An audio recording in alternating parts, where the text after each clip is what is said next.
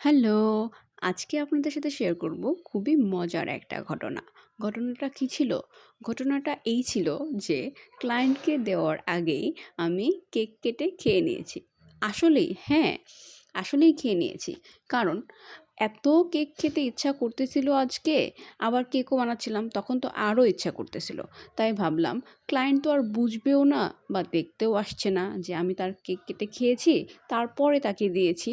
এইজন্য খেয়ে নিলাম। বাই দ্য ওয়ে, আপনারা আবার বলতে পারেন যে আপু কেক তো কম হয়ে যাবে।